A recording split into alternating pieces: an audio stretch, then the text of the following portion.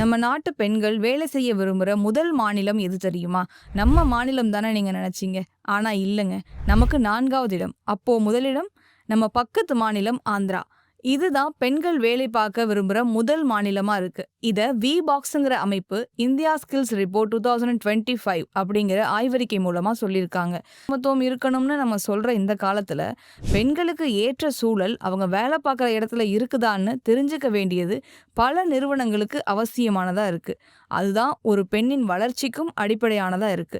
இந்த ஆய்வறிக்கையின்படி வேலை பார்க்கும் பெண்களுக்கு விருப்பமான மாநிலமாக ஆந்திரா முதலிடத்திலும், கேரளா 2வது இடத்திலும், குஜராத் 3வது இடத்திலும் இருக்கு. 4வது இடத்துல தமிழகமும், 5வது இடத்துல மகாராஷ்டிராவும் இருக்கு.